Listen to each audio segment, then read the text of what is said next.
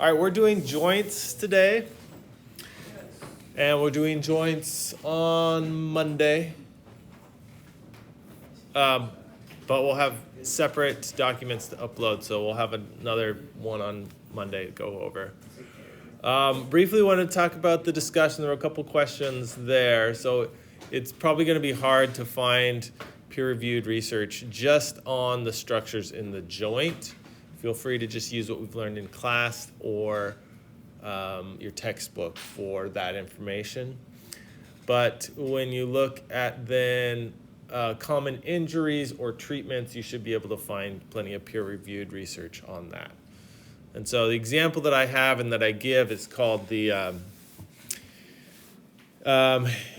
is a surgery on the ulnar collateral ligament, which, as you can see here, it connects the humerus to the ulna. So this is your elbow joint, which is important for throwing a baseball or throwing anything. But pitchers get wear and tear in this area. And one of the surgeries that fixes some of these, I'm not sure exactly what happens in the surgery, but somehow fixes these ligaments and their attachment is called Tommy John surgery, named after the first, I don't know if he's the first, but one of the first pitchers to get the surgery. And what I have here is an article from Inside Science. You'll have to look it up because I think the PDF doesn't show you. But essentially, they did some research looking at pitchers that get the surgery. Apparently, it doesn't take a super long time to recover from this surgery. It generally puts a pitcher out for a season, but the next season, they can generally be back in shape to pitch again. So they were looking at whether or not this surgery improved a pitcher's performance or not. And based on the science, how they looked at the data, some articles said, or some scientific studies said, it definitely improves their performance. But it talks how the study that found that the problem was that they looked only at the year before the surgery and the year after. And it's very likely the year before the surgery, they were experiencing pain and discomfort and probably tears in their ligaments, which made them perform poorly. And so after they got the surgery, they did better because they fixed it.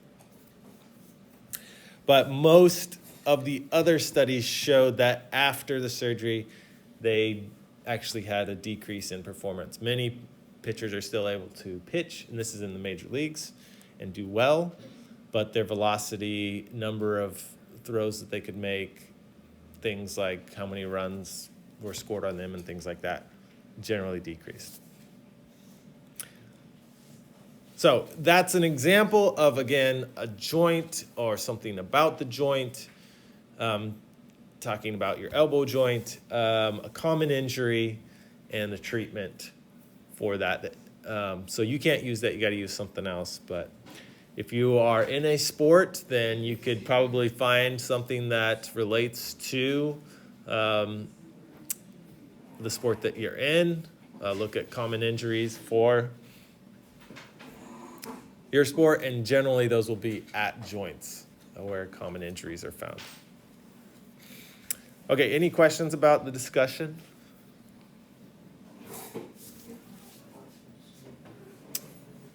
Where is it? All right. Let's talk about joints then. So what is a joint? A joint is where two bones meet.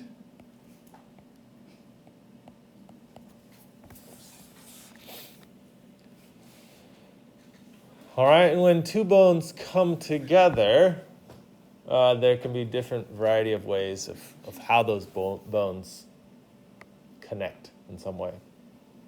And we'll talk about the different ways they do. But joints are also the weakest points of our skeleton.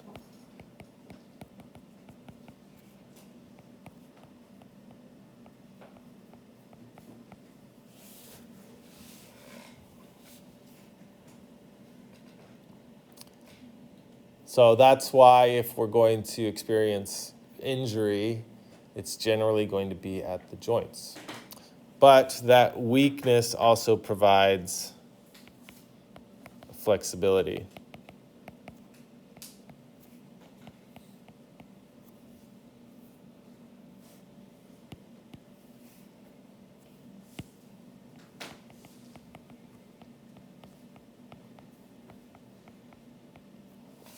Generally speaking, right? There are joints that don't have a lot of flexibility, and you wouldn't want a lot of flexibility in, such as sutures in your skull, right? You don't want those to be wobbling around, squishing your brain. At this point, maybe as you're going through the birth canal, that's great, but not anymore.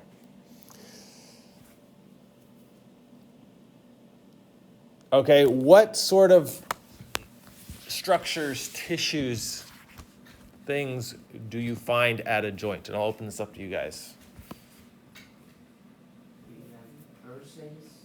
Okay, so what's a bursae? All right, so you can have, synovial, let's say synovial membranes, which produce synovial fluid, which can be contained in a capsule, such as a bursae. All right, what else? Yeah, so we've got connective tissue. Something's got to be holding these bones together, right? And so we've got ligaments. All right, this also is what allows us to have movement. So what else are you going to find there? Okay, cartilage, yeah. That will be found there, right? It's another connective tissue. But what do you need to move? Yeah, so we'll find muscles at a lot of joints. And then we'll have things connecting bones to muscles, such as tendons.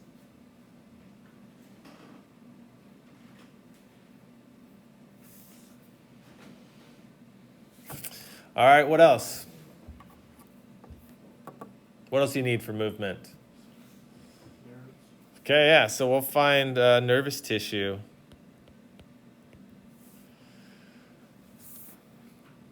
For both sensory and motor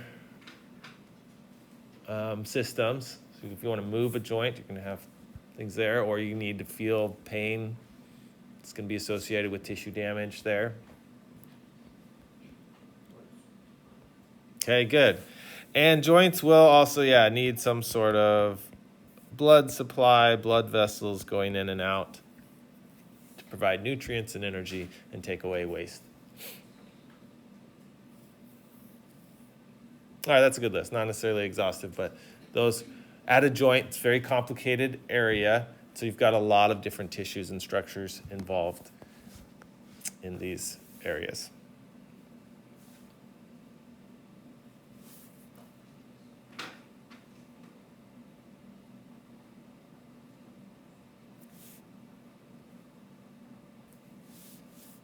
There.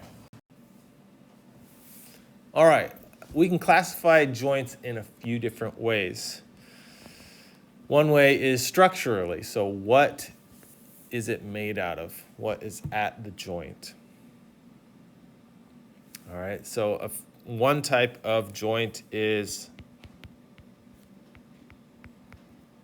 a fibrous joint, which is going to have dense connective tissue.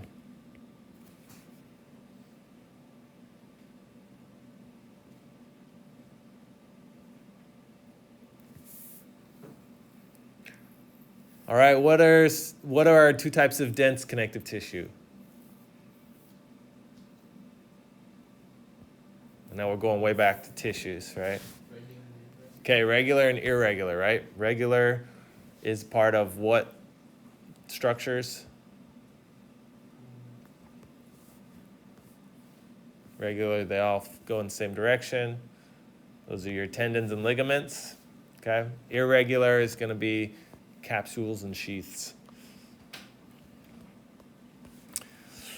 All right, so some examples then of fibrous joints.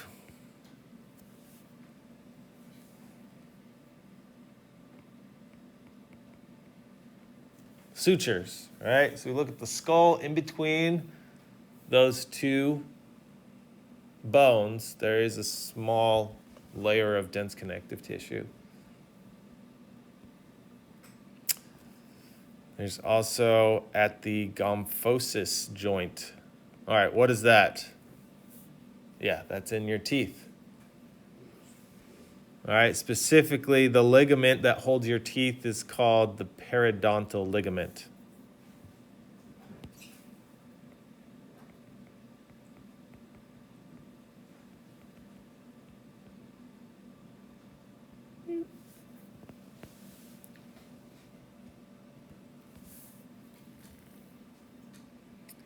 And we'll study that more in AP2.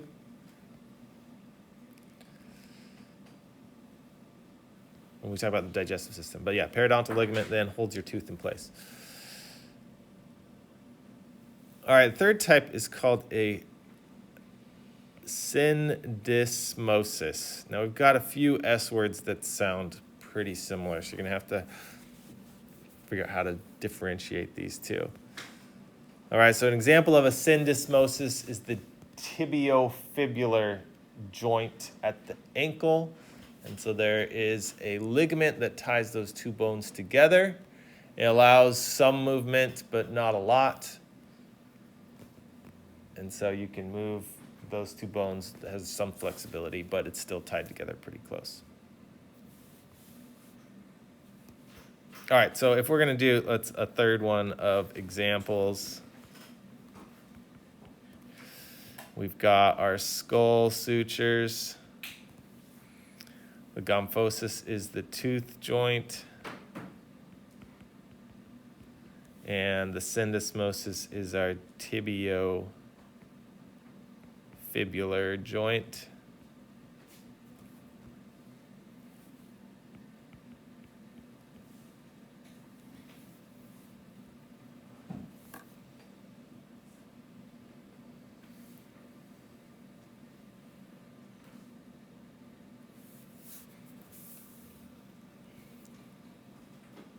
All right, our second structural classification is cartilaginous.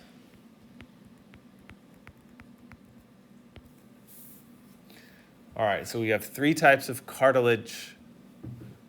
What were the three types?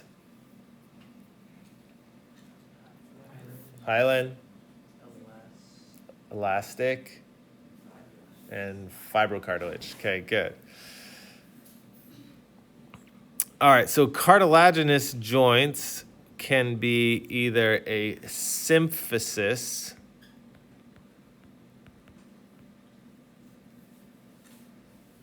or a synchondrosis. All right, here's our three S words that all start with SY.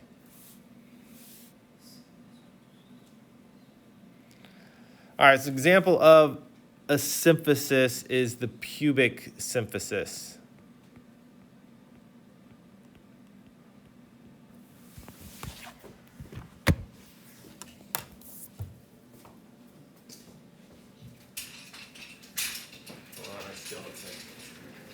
All right, so we have a little piece of cartilage between our two pubic bones. That's the pubic symphysis. All right, chondra, that means cartilage. Oh, yeah. Yeah, Just go sit back there, and I gotta run up to my office and get it. So, okay, what structure did we recently study that has cartilage sandwiched between two bones that isn't a pubic symphysis, where bones grow? Yeah, right? Okay, good. So that's our epiphyseal plate.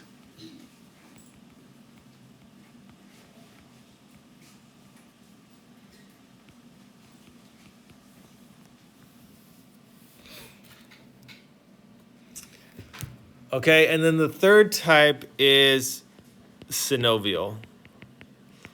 And that's our movable joints. So there's a synovial capsule, which is something we'll study next.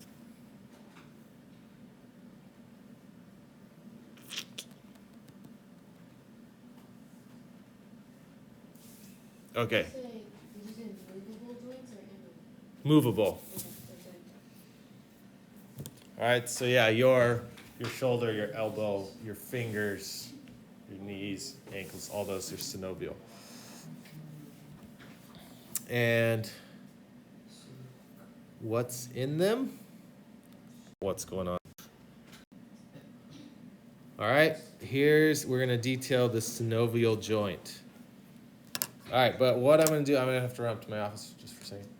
In the meantime, if you haven't started working on your discussion, just work on your discussion. Okay, the synovial joints. All right, I've got a very generic one started here. We've got two bones. They're coming together. Now there's a number of structures then that are gonna prevent them from meeting. Because at least in a highly movable joint, you don't want these bones rubbing up against each other and hurting each other. All right, so on both bones, you will have a layer of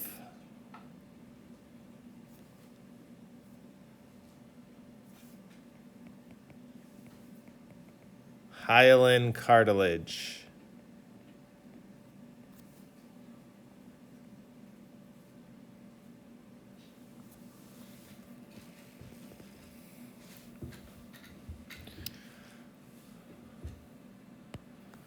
All right. And between the bones, there's going to be a space. We're going to call this the JC, the joint cavity.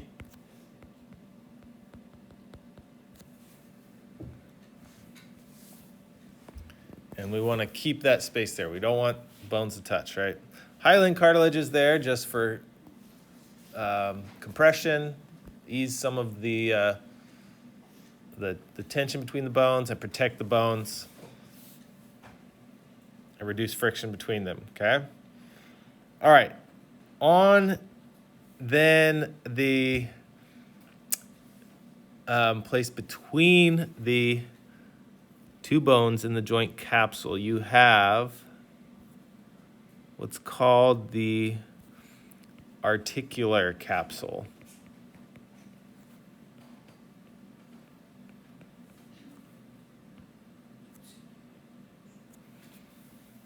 And it has two parts. The first part is synovial membrane.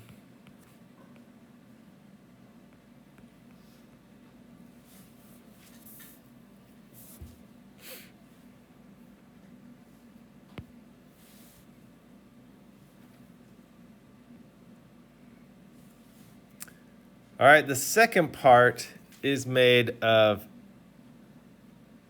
irregular,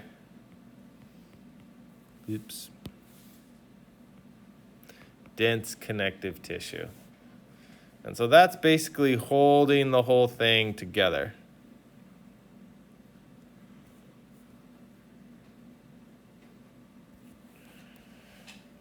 And the synovial membrane is making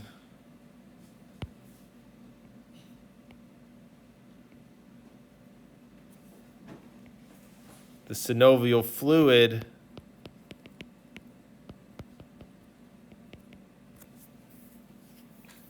which fills the joint cavity. And so now these bones have a layer of cartilage between them and also like a waterbed essentially between them. Or, like a balloon filled with water, but a really squishy balloon, a stress ball, right? And it's encapsulated in dense irregular connective tissue, so a very tough layer outside of it.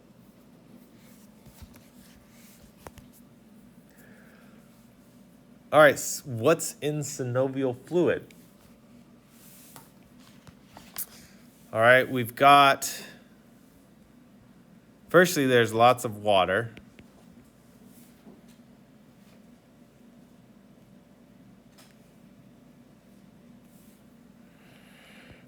You have white blood cells.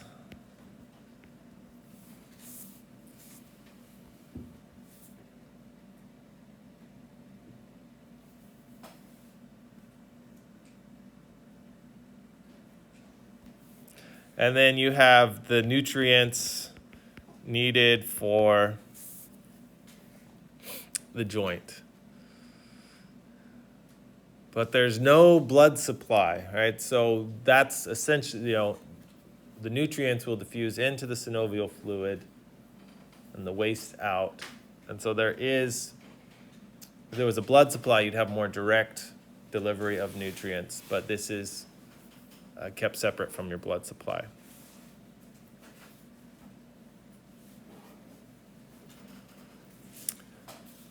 All right, the last thing you will have then embedded here in the outer layers, your blood vessels and nerves.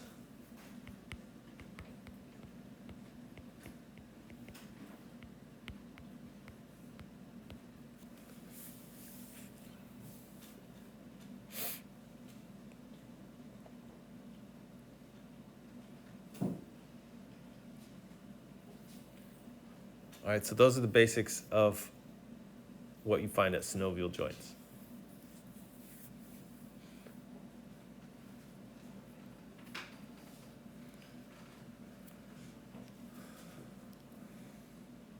All right, any questions there? You get all that? What's WBC again? White blood cells.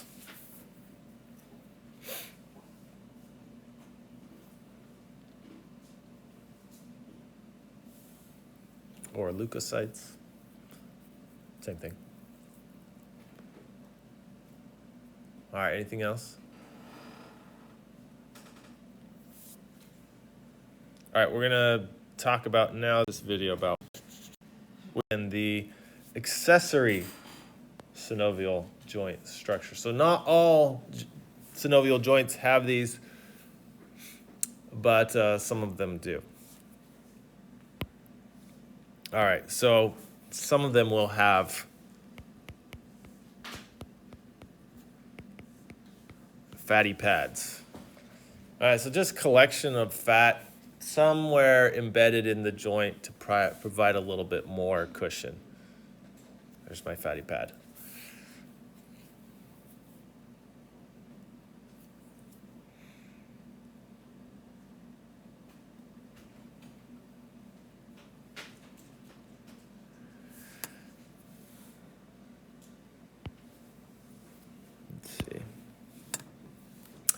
All right, some of them also might have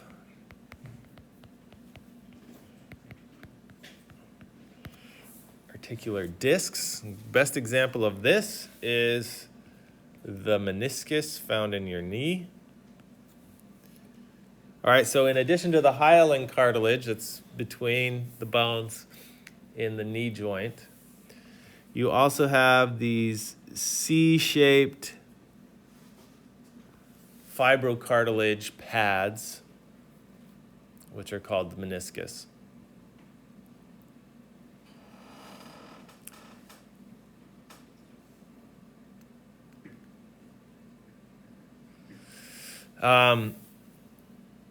So a meniscus tear, that also might be a possible joint or joint injury you could talk about, the knee, is where pieces of the meniscus will tear and then basically just flap around in your knee, and that causes lots of pain. And then you have to get it surgically cut off, and then it takes a while for it to heal. Yeah. What's the difference between if it tears and if it like starts to degenerate or grinds down, I guess? Yeah, so I mean, you only have so much meniscus, so if enough of it is damaged, then it can deteriorate. And that's more serious. A meniscus tear is pretty simple to, all right, we're just going to cut this little piece off. Hopefully there's enough meniscus left that the knee joint still functions fine. If it's degenerating, then, yeah, then you don't have that protection of that meniscus. And I don't know where you go from there.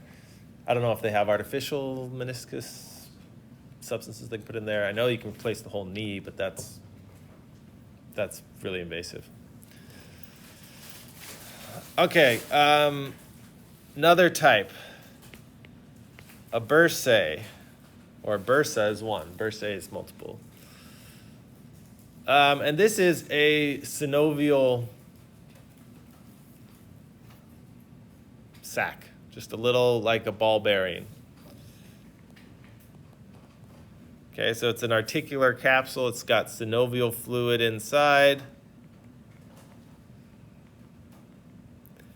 And it just is there to provide a little more cushion. So there's one in your shoulder, in between your coracoid and your humerus, the coracoid process of the scapula and the humerus. All right, and the last one is similar. It's called a tendon sheath. And it's where you basically have a bursa wrapped around a tendon. So that tendon has cushion around it and is isolated from other tendons and doesn't rub up against them. So if you have this tendon connecting connecting your muscle and your bone, then you would have this bursa kind of wrapping around it like a hot dog. Hot dog buns. All right, so there's one of those in your shoulder joint as well. Dr. Herb, what's the difference between what's the red part? That's the tendon. And then the sheath is Yeah. So yeah, it's like a bursa. A bursa is just all by itself, but this one specifically surrounds a tendon.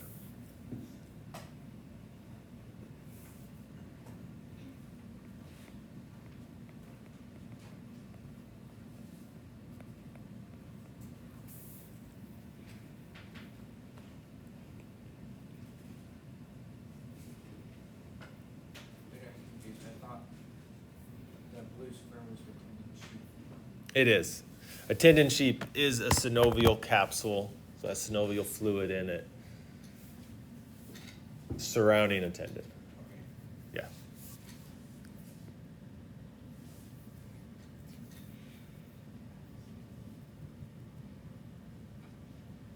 So it has all the same things that we just drew between our two bones, but rather than between two bones, it's surrounding a tendon.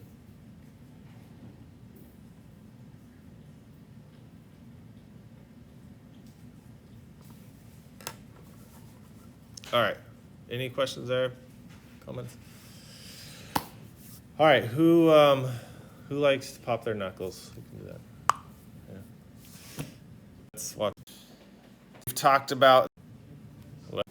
We need to go back now. Then our structural classification, but we can also classify joints by their function. So basically, how they move. All right, and our three then types are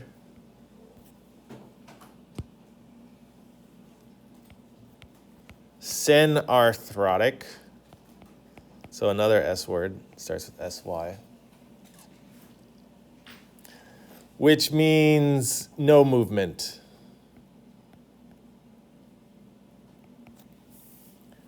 What would be some joints you don't want moving? Say, yeah, sutures.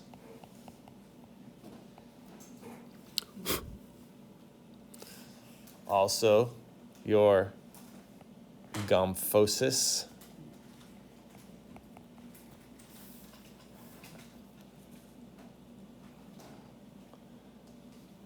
All right, and then one of our SY ones. Which one of those? So we had synchondrosis, symphysis, and syndesmosis. Which one do you not want to move? Synchondrosis is correct. Okay, so you don't want that growth, even though it's cartilage, it's squishy, you don't want that one moving. All right, second type, amphiarthrotic.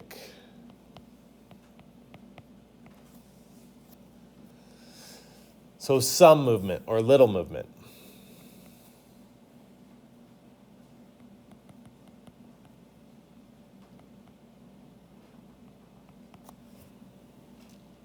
All right, so that's our other two words, our other SY words.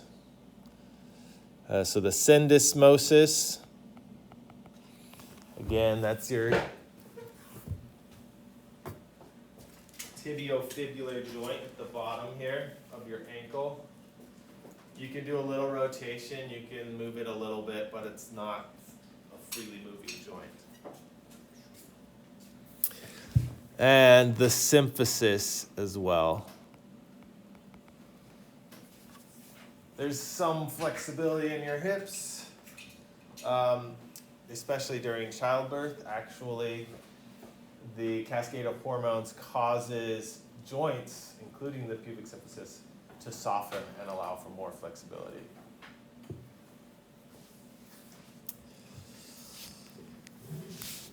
All right, and then the last one is diarthrotic, which is a freely moving joint. We'll just say free movement.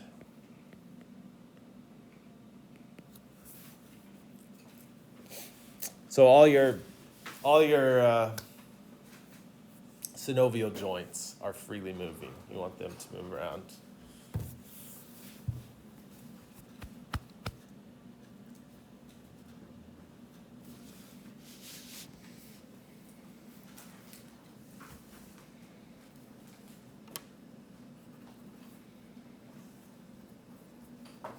All right, any questions on these classifications?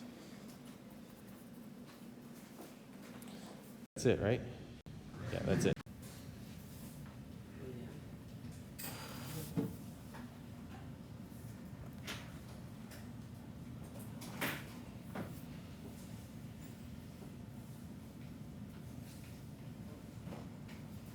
Oops. This is not the video, this is an article, sorry. I'm gonna show you the video.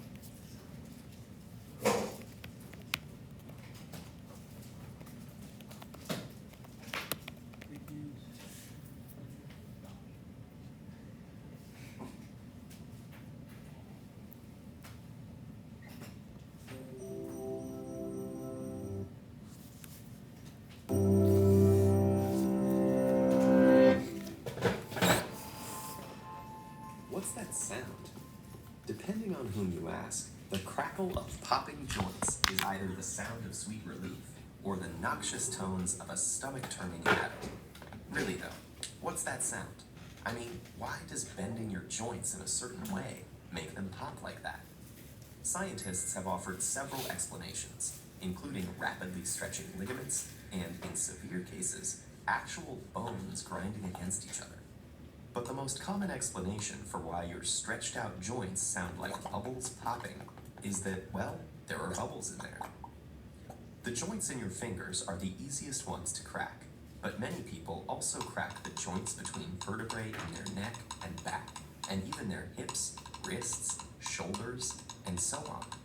All these joints are synovial joints, and they're the most flexible ones in your body. The space between the two bones is filled with a viscous liquid, synovial fluid, which contains long, lubricating molecules like hyaluronic acid and lubricin. Synovial fluid is more or less the texture of egg yolk, and its primary purpose is to cushion the bones and help them glide past each other. It also contains phagocytic cells that help clean up any bone or cartilage debris that ends up in the joint. But the reason it's important for knuckle cracking is that, like other fluids in your body, it contains lots of dissolved gas molecules. Knuckle crackers know that to get that satisfying pop, you stretch the joint farther than it normally goes, by bending your fingers backwards, for example. When you do that, the bones move away from each other. The space between bones gets bigger, but the amount of synovial fluid stays constant. That creates a low pressure zone that pulls dissolved gases out of the synovial fluid, just like the carbon dioxide that fizzes out of soda when you twist open the cap. Inside the joint, the escaping gases form a bubble with a pop. But the bubble doesn't last long. The surrounding fluid presses on it until it finally collapses. The bubble's gases scatter throughout the synovial cavity and slowly dissolve back into the fluid over the course of about 20 minutes, which is why it can take a while before you can pop the same joint again. Some scientists think there may actually be two pops, one when the bubble forms and another when it bursts. Popping a joint temporarily enlarges it, which may be why dedicated knuckle, neck, and back crackers say the habit makes their joints feel looser and more flexible. But you may have heard from a concerned relative or annoyed office mate that cracking your joints will give you arthritis. A doctor named Donald Unger heard this too. So, determined to disprove his mother's warnings, he cracked the knuckles of his left hand repeatedly for 50 years, while the right hand knuckles went unpopped. 36,500 cracks later, both hands were arthritis-free. For this selfless act of devotion to science, Dr. Unger received an Ig Nobel Prize, a parody of the Nobel Prize that recognizes wacky but weirdly fascinating scientific accomplishments. Unger wrote that his results should prompt investigation into other parental beliefs, like the importance of eating spinach. The jury's still out on that one. As for knuckle cracking, one study suggests that all that joint stretching and bubble bursting can cause your hands to swell and weaken your grip. But the biggest proven danger seems to be annoying those around you.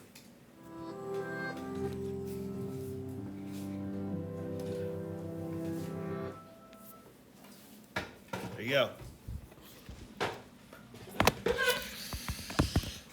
So if it's really more physics than anything as to what is creating that pop.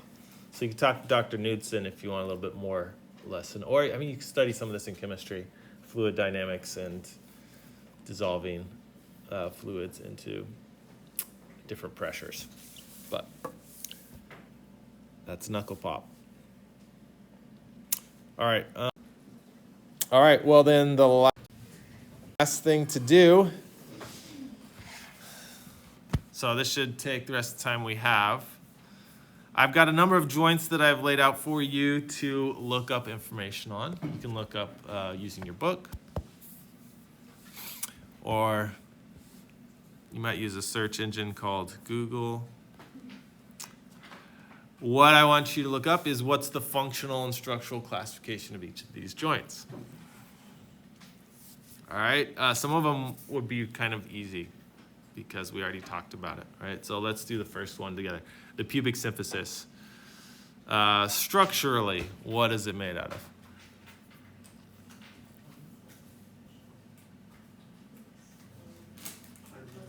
Yeah, so it's a cartilaginous joint. and functionally. So how much movement? Is it anti-orthotic? Yep.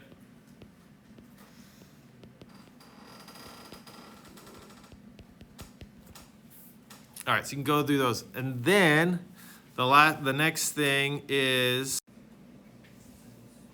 all right, I did the easy ones. You guys gotta help me with the hard ones. All right, what'd you say for the radial ulnar joint? Synovial, what'd you say? Said we needed 5 for the next page. That was the one. That was the one.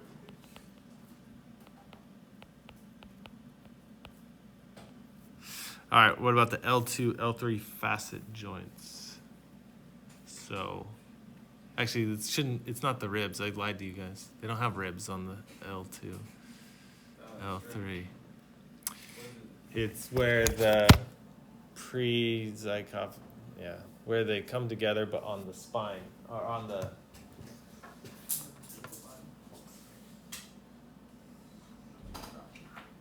right, where they fit together, the grooves on the top part.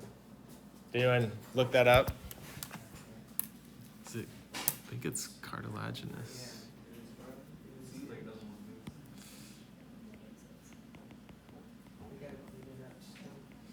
Yeah, and there's a little bit of movement there, but not very much.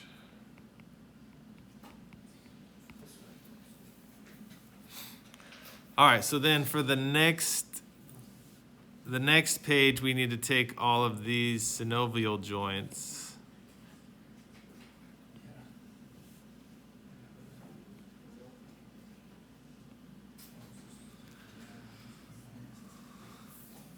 And look at the figure and say, all right, well, what's going on as far as the synovial joint movement?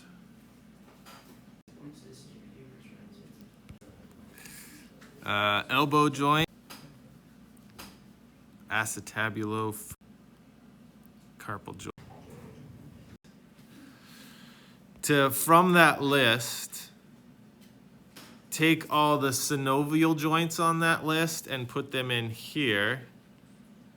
And then tell me their structural classification using this. Okay, is it a ball and socket joint? This is the hip joint. Is it a pivot joint? So on and so forth. So you might have to look those up too. All right, does that make sense? All right, you guys can work together. I'll wander around, check on you guys. And then you'll turn that in for the notes today.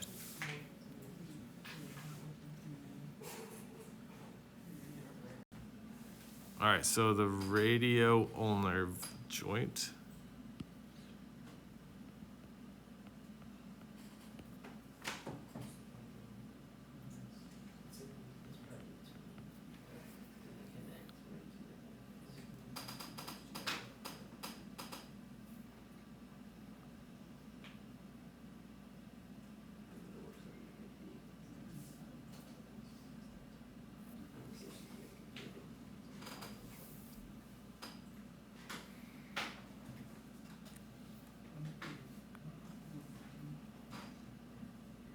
I'm not sure if this matches any of these. I'm gonna say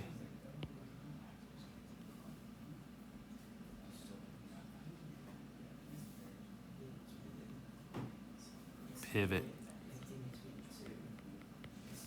All right, metacarpal phalange joint.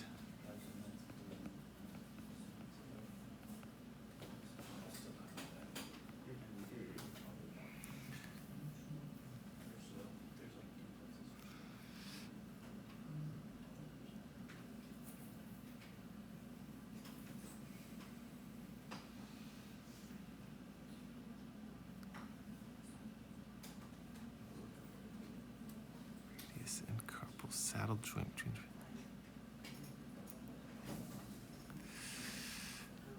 Well, that's the saddle joint.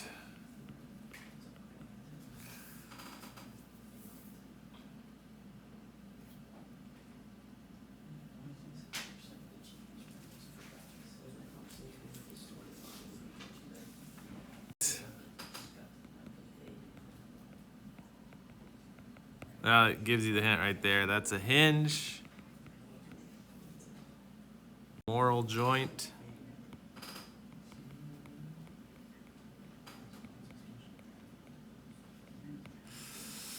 That's a ball and socket.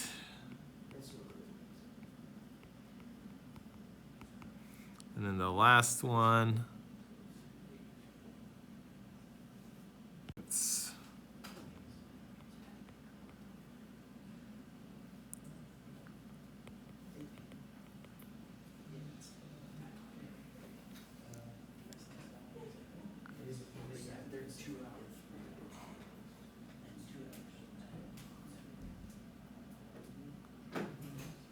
and that's gonna, yeah.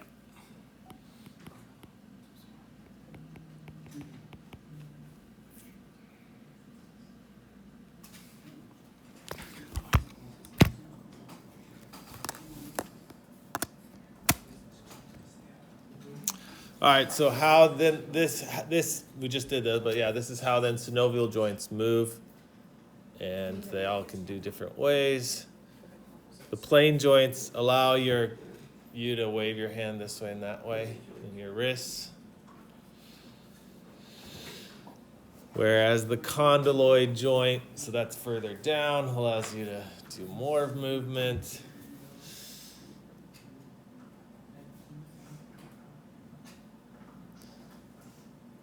If you remember the odontoid process in the C2 vertebrae, your axis, that is the pivot joint, allows you to move your head to the side, pivot. And then the saddle joint, that one is actually more pronounced in your thumb, because your thumb can do more movement than your other fingers, but that is. All right, we're done for the day. So we'll see you guys Monday.